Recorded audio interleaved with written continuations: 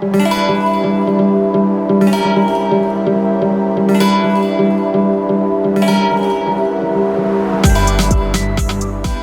society is drowning in information.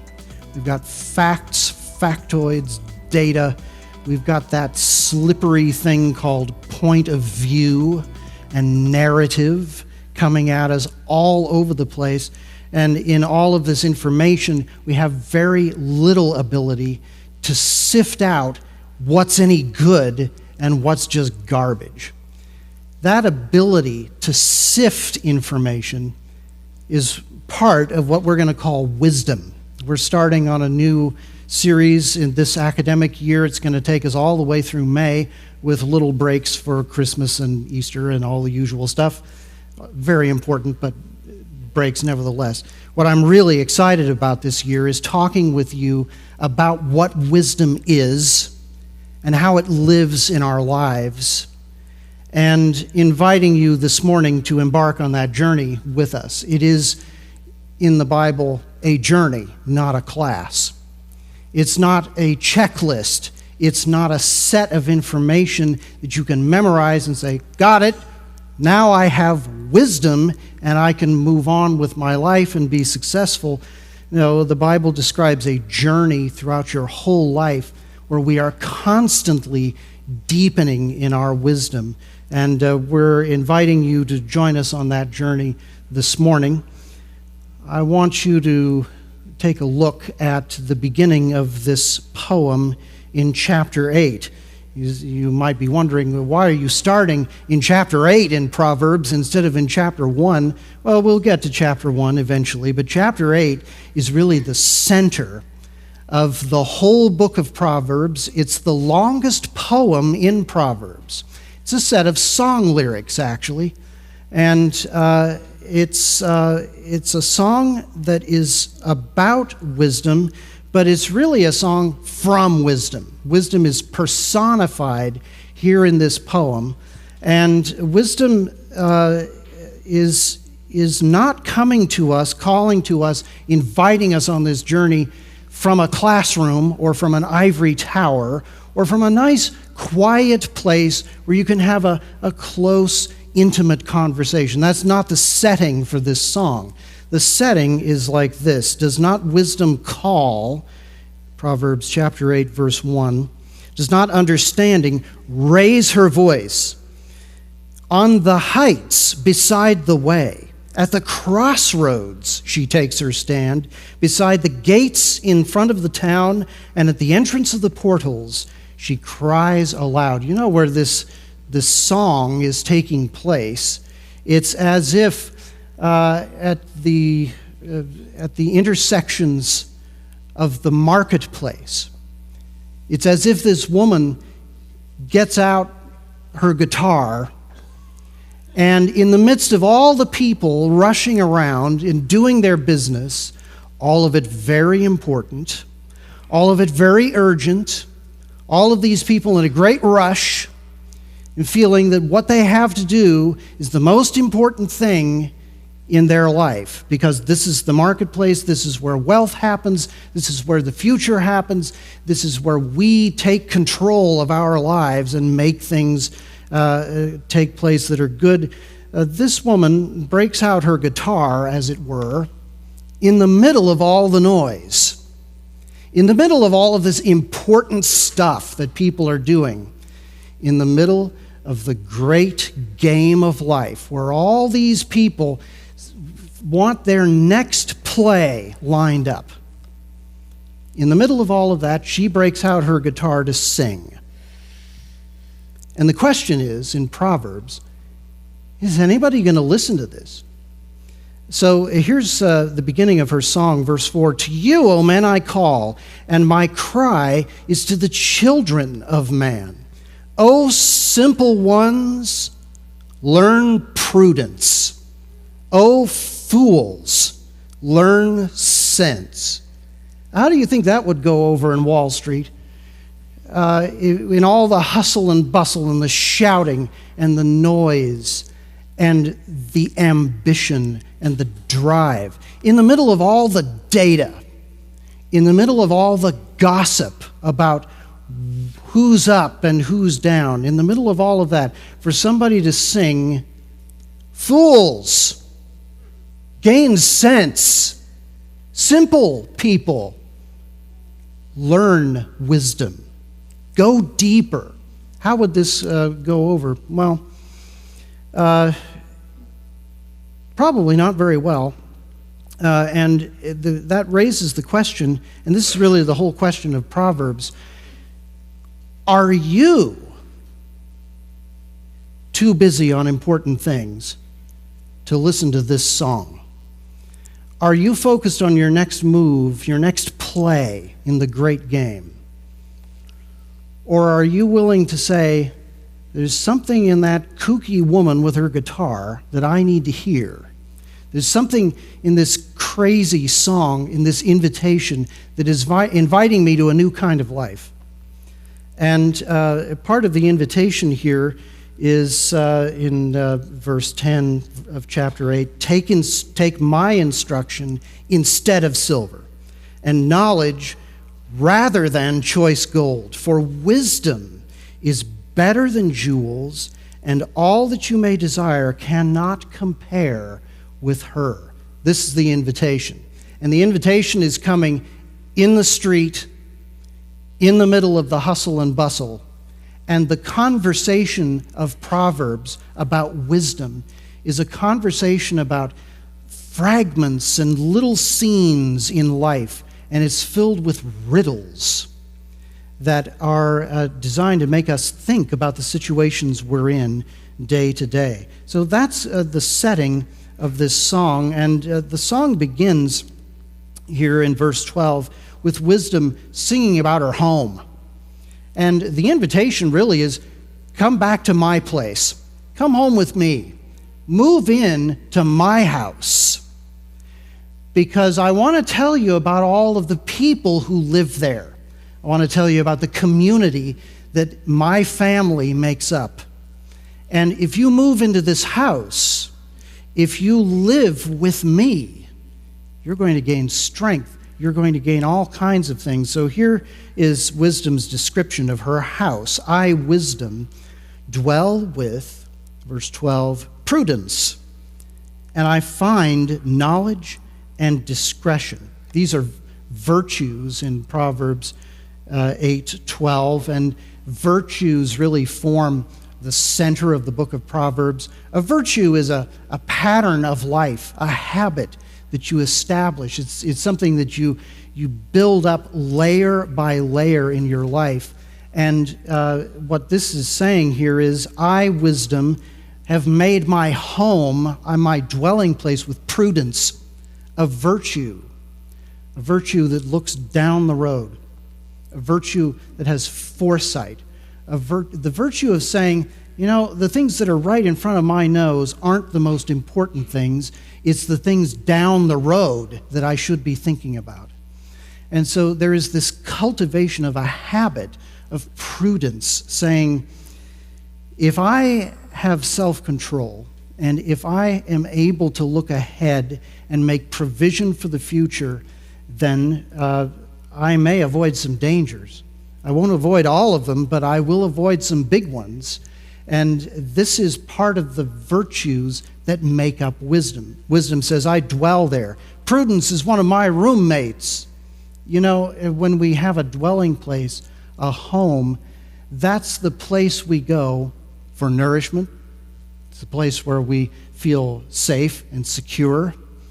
Our dwelling place is where we live. It's where we restore our vitality. And what wisdom is saying is, I grow because I live with prudence. There's another one here, knowledge. Knowledge in Proverbs is not just knowledge of facts, knowledge of data, knowledge of sort of bookish things, which here in Ithaca we're all about that kind of knowledge. This is street knowledge. This is savvy. This is situation awareness. And what wisdom is saying here is, I live with my roommates these virtues, prudence and knowledge, situation awareness, the reality that this world we're living in is a fallen, dangerous mess. There are liars. There are malicious people.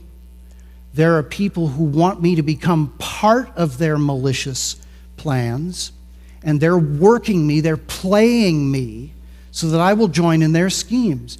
And so in this dangerous world, I need to be aware of what the dangers are, where they are, and what I can do about them. Knowledge, discretion. This is an interesting virtue. Well, I got to speed up here because this is so rich here that I'm just going to end up preaching my whole sermon on this one verse. Discretion is the ability to distinguish between good and bad, right and wrong, light and dark. If you can't distinguish between those things, then your moral horizon is just a blur. And so wisdom is saying, another one of my roommates is discretion, the ability to distinguish between things that are good and things that are bad. So that's who's in my home. Let me just make this observation, then we'll move on. A lot of Christians want God to give them strength. And, we've sung about that this morning. We want God to give us insight. We want God to serve us in these ways so that our lives are better, as if God reaches into our soul and pushes a button that says insight, and he pushes that button and it downloads, and we've got it without doing anything. We just sort of pray for it, and magically God just sort of zaps us with it, zaps us with strength when we need it. I'm not saying that God doesn't give those kinds of gifts, but wisdom is saying, if you want strength without living with prudence, if you want insight, but knowledge isn't your roommate, if you want counsel and sound wisdom, but discretion is not a habit of your life and mind, then you're one of those simple people who have been invited to learn sense. You're one of the fools, like me, who is invited to learn wisdom. And frankly, if I can speak candidly, and I can because I'm the pastor, Christians are living like fools.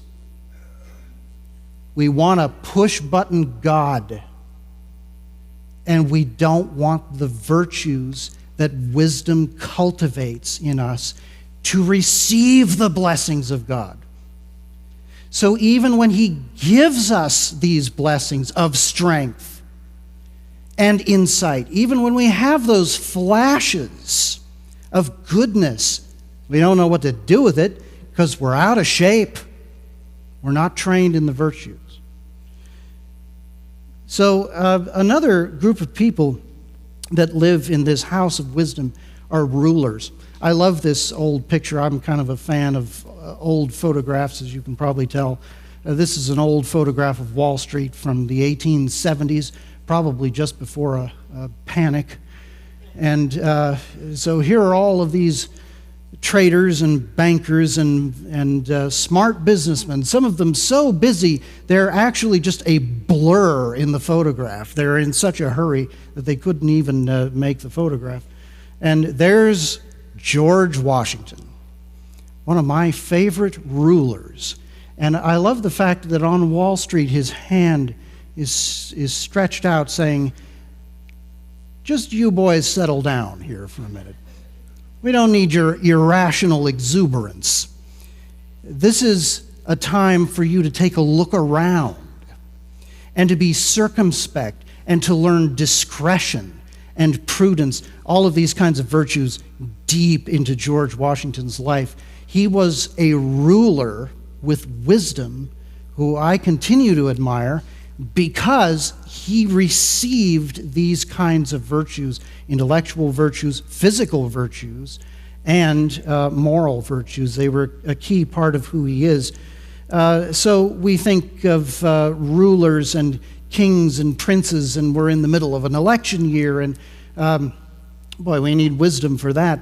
And so here we are looking at all of this mess where we have to choose among rulers, none of whom want wisdom. Not one. They want to sell themselves. They want to sell us a whole lot. They want us on their team. They want our vote.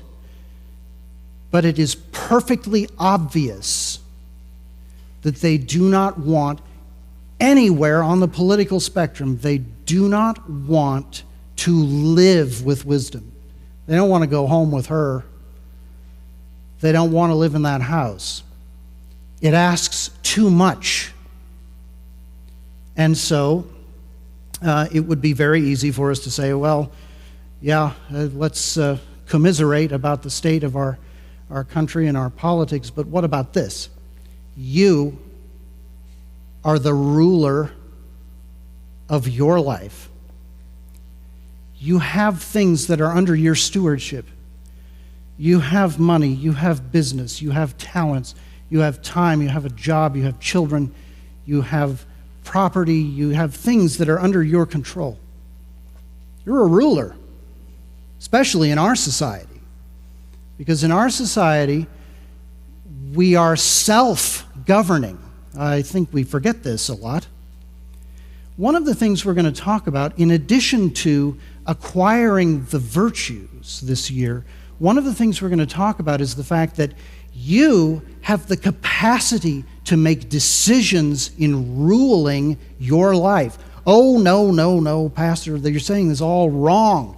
God's supposed to rule my life, and I'm just supposed to follow him. I'm a follower. I'm not the ruler of anything.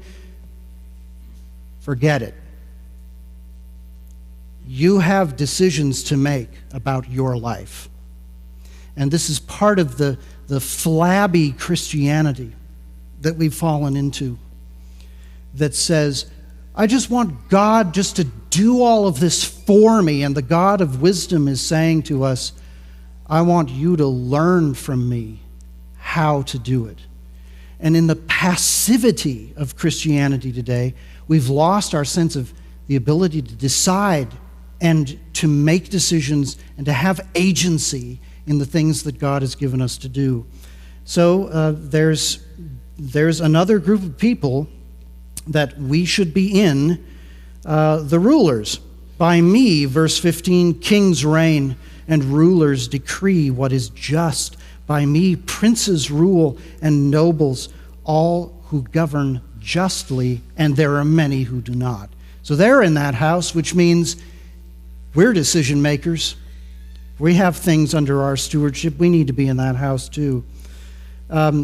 These people who live with wisdom, wisdom says, they're my family. Look at what wisdom sings about these people.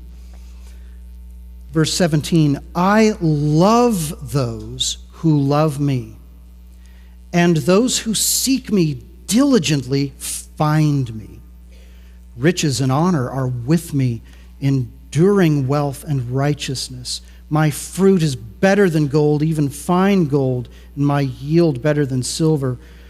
She says, verse 21, I am in the business of granting an inheritance to those who love me, and I'm in the business of filling their treasuries, making them strong. This is an invitation to live with wisdom. It's an invitation to become part of this community of virtues, a community of rulers and people who take their situations in hand and make decisions as best they can. And wisdom is saying, come home with me, and I will show you these things. Now, there's a very important statement here that we're going to talk about much more next week. And it's in verse 13. The fear of the Lord is hatred of evil. We're going to talk about the fear of the Lord much more next week as we look at the departure, sort of the terminal that you leave from on this wisdom journey. The fear of the Lord here is an entry into a world where we recognize evil is real. It exists. And our job in the fear of the Lord is to say, the Lord is righteous. If there is evil in this world, it is hateful, and it needs to be defeated. The challenge here in Proverbs is we could be simple and say, yeah, all those other people who are evil, I hate those guys. But Proverbs is saying, the evil is everywhere. The evil is actually in each one of us. So we have this decision to make, how to discern what is evil inside of me so that I can turn from that and do what is right and good. Key idea, I didn't want to pass over that. Let's look really at the core of this song. What is wisdom? We've said wisdom isn't a class. Here we learn that wisdom is a person. This is a personal invitation. And wisdom sings about herself, and we want to see what she says about herself. Verse 22. Literally, the Lord begat me at the beginning of his work. The first thing that wisdom sings about herself is, I am old. I am ancient. I am so old that I precede the creation of the world. I am so ancient that nothing comes before me. Everything comes from me. Let's look how she sings about this. The Lord begat me at the beginning of his work, the first of his acts of old. Ages ago I was set up, at the first, before the beginning of the earth. Now, I want you to see this language here. It's language about the depths, the deep, and the land.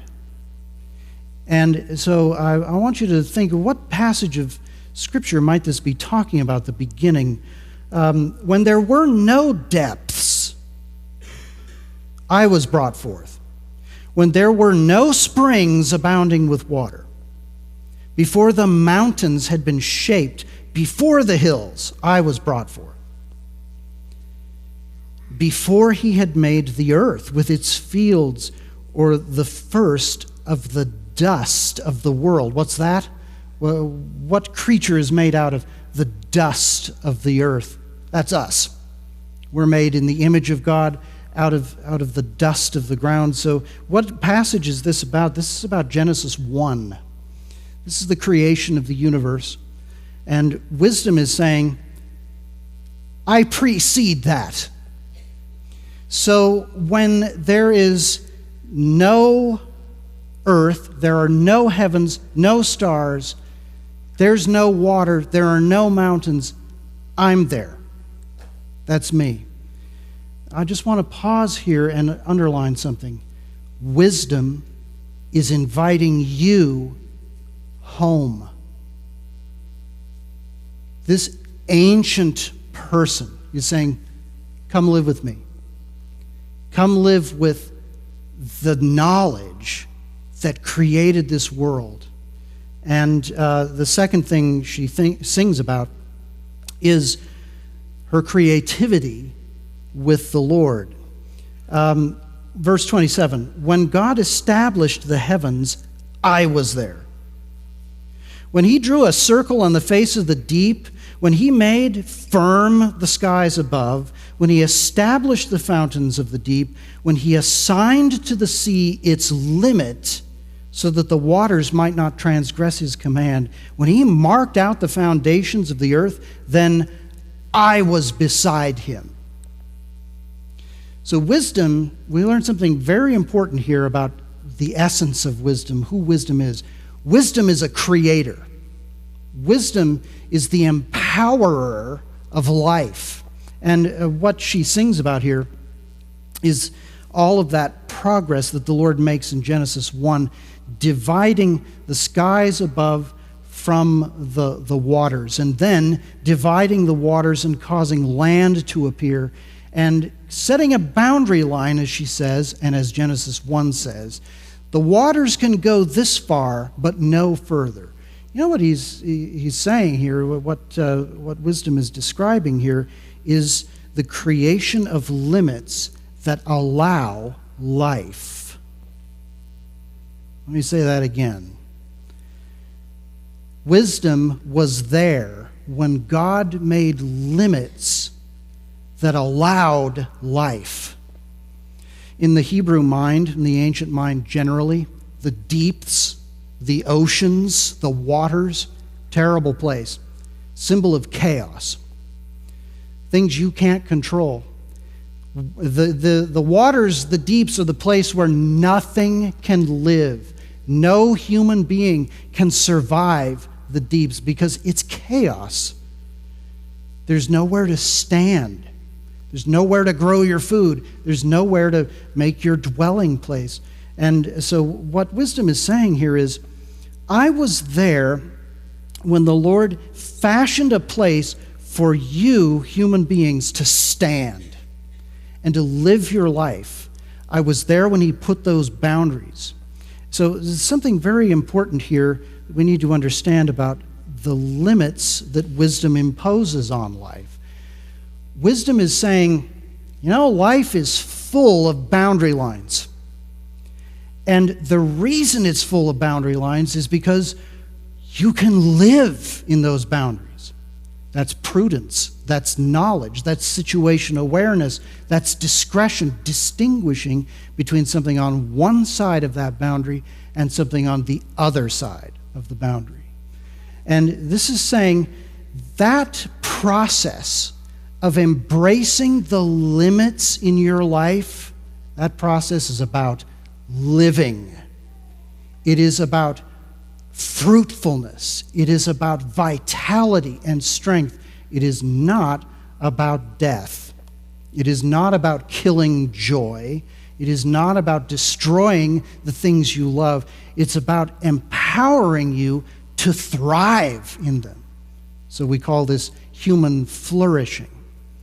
And wisdom says, I was there when all of this was set up. So she's talking here about the physical world, but what she's saying is there's a moral world too. There's a spiritual world, just as there is a physical one. And that moral world works the same way. There are boundaries, there are limits. If you understand that, you thrive. You cross it, you die. It's a hard world, and these are hard truths. So one of the things about wisdom that you get to know real fast, she's pretty tough. She doesn't mince words. There's life and there's death.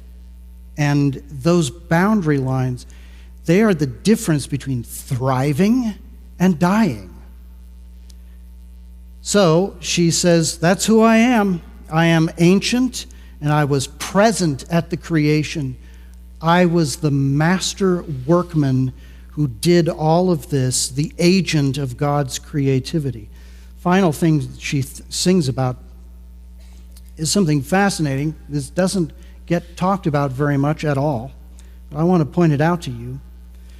Verse 30, then I was beside him like a master workman, and I was daily his delight, rejoicing before him always, rejoicing in his inhabited world, and delighting in the children of Adam. What word do you find repeated in that verse? Rejoicing. Playing. Wisdom is playful. Wisdom is the kind of creator who just tinkers and plays around and is constantly saying, what if we try this? What if we try that? What happens if we switch this around and look at this from another point of view, and what happens if we toss all this life up in the air and spin it around? And this is dancing. Wisdom is dancing and playing around before God. And God looks at this and loves it. He delights in it. And wisdom, in turn, delights both in Yahweh, the Lord, and in Yahweh's creation. Have you ever thought about this? What it really means to live? Doesn't it mean to delight? Doesn't it mean to play? Doesn't it mean to rejoice in the things that you have in your life? I believe it does. And I believe we have totally lost this aspect of wisdom. In our mind's eye, wisdom cries a lot. Wisdom moans and criticizes and judges. Wisdom does not play. You need to think of all of those amazing athletes we just spent a couple of weeks watching, and how all of that discipline, all of that training, all of those virtues yield play, joy, delight, amazement, and we all look at it in wonder. You need to think of the great musicians that you love to listen to, where the music is just flowing out of them because their discipline is such, their virtues are such, that they are just intuitively doing the things that make great sound. You need to think of the visual artist that you love and admire, and you just think about how the play that went into the creation of their visual imagery, how they're sometimes just fooling around with stuff, and a new way of seeing things emerges through their work. Virtue, training, discipline, play. It's a flow. It's God's flow. It's what He made us for. So, here is wisdom's song. I have a home. I have roommates. I want you to come home with me. I want you to live in my house. I am ancient. I am the master workman who created all life. I know how it works. I know how it works physically. I know how it works morally. I know how you can thrive so that you can play with me in this world to the glory of the God we love. This is the gospel in the Old Testament. Gospel is good news. We associate it with Jesus for a reason, because Jesus is the one who died to save us from evil and who gave us the new life of His Holy Spirit so that we can have fellowship with Him. All of these things that we sang about, these are the things that Jesus has done. Jesus is wisdom. That's why the Gospel of John opens in the beginning, back there in Genesis 1, and in the world that poem in Proverbs 8 is singing about. In the beginning was the Word, wisdom. And the Word was with God, and the Word was God. God begat wisdom in the same way that He begat His Son eternally, the Lord Jesus Christ. His Son is the reflection of who He is, or as Colossians chapter 1 says, which we opened this service with, he is the image of the invisible God, the firstborn over all creation. For by him all things were created, in heaven and on earth, visible and invisible, and on down through here. All of this language coming from places like Proverbs 8. Jesus is wisdom, and Jesus in the New Testament finally completes the invitation from Proverbs 8. Come live with me. Come to my house. I have roommates, I have family, and I'm preparing an inheritance for my family, those who love me. If you go back to Proverbs 8, this is the way it's worded at the end of the chapter. And now, O sons, listen to me. Remember the question? Are any of these stockbrokers going to listen to the kooky woman with the guitar? Listen to me. What are you playing? Is your game a cynical one where it's win-lose and you're just concerned about the next play? Or are you playing in the flow of wisdom's creative life? She pronounces a blessing. Blessed are those who keep my ways. Hear instruction and be wise. Do not neglect it. Blessed is the one who listens to me, watching daily at my gates, waiting beside my doors. And whoever finds me finds life and obtains favor from the Lord. But he who fails to find me injures himself.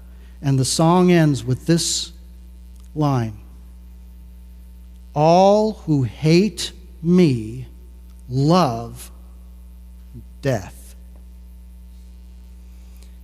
I'm the originator of life, wisdom says. If you hate my guts, you're going to die. Because you don't know how to live without me. You don't know the boundaries, you don't know the limits, and you don't know what to do within those limits. But if you have me, you thrive, and you live, and you grow. These are very powerful things in this invitation. Now, having said all of that, let me confess to you that this is a very troubling time. It's a very troubling time for us as Christians. It's a troubling time to be a Christian in this place and in this time with all of these temptations.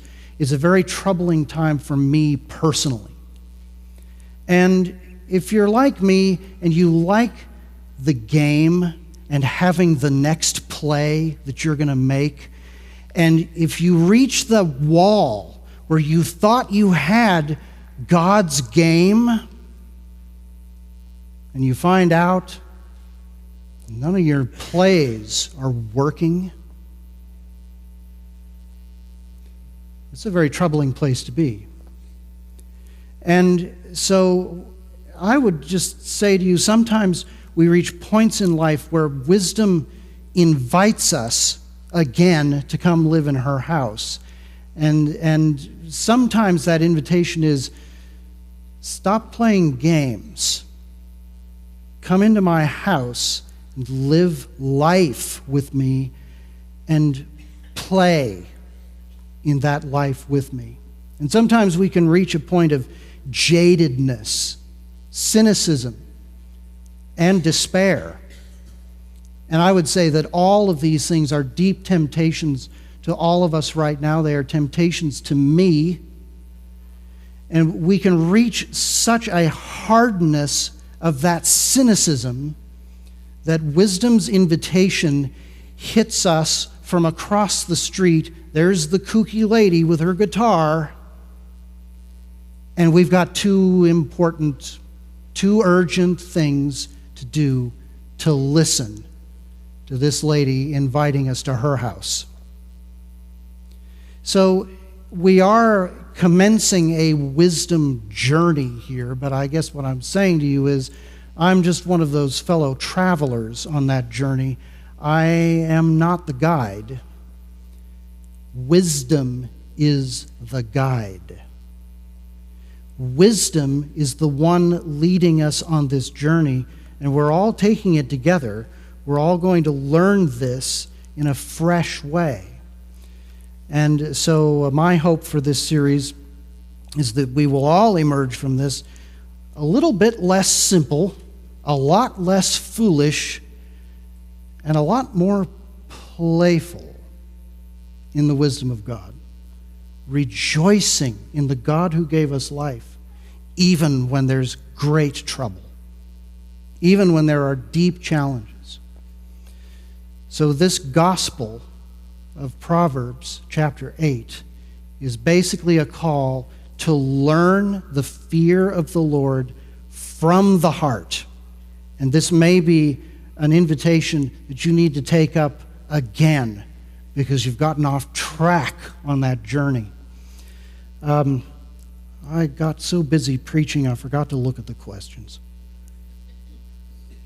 Oh my goodness. You're breaking my phone. Okay, I'm not going to get through all of these, but we'll get through some of them.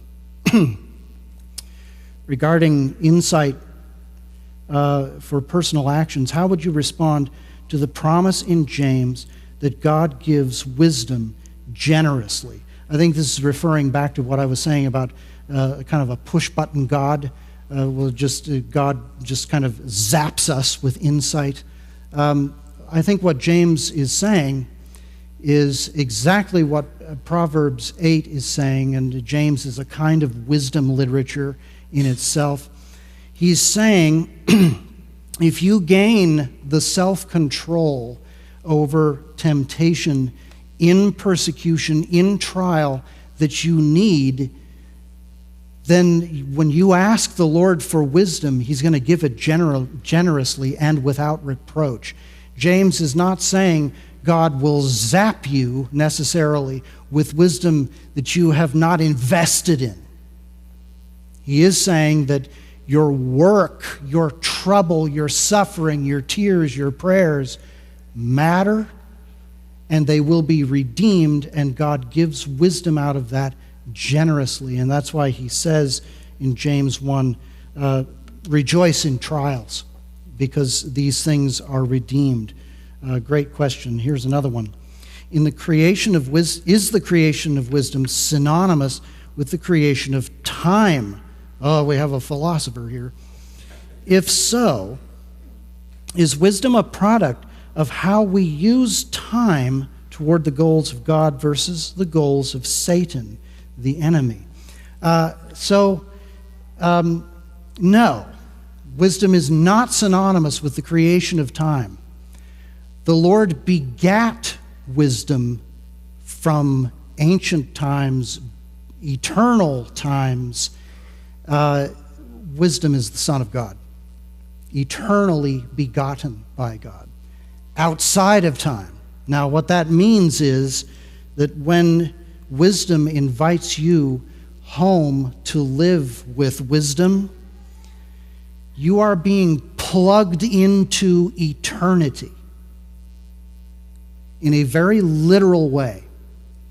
And that changes your decision-making in this world, because suddenly all of this time-sensitive stuff isn't quite so urgent.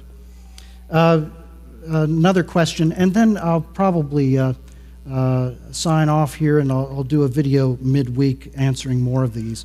So last one, should Proverbs be seen as moral commands or more like practical guidelines? Neither. Proverbs are reflections on God's commands. God's commands are in his law. From the point of view of the Old Testament, you got your 10 commandments, and how you are to relate to God, how you are to relate to others. Proverbs is saying, that's good, that's right, and we're a mess. We don't know how to do that. We're living in a world, on the street where nobody's doing that. So now what? And so a lot of the misunderstandings of Proverbs is that these are like more commands to follow. They're not. They're riddles posing situations to you to reflect on deeply in light of God's commands and in light of God's character, and saying, work on this. You need to apply this. You're a ruler in your life. You need to make decisions about how this is going to work out. And so we will talk a lot more about this, but I think this question kind of puts an emphasis on a very key distinction here. Okay, there are a couple of more questions here, but as I say, I'll make a midweek video about that. For now, this is your invitation to join us on this journey. It's going to take us over a lot of territory, and we're going to see a lot of life together through the book of Proverbs. So, all aboard.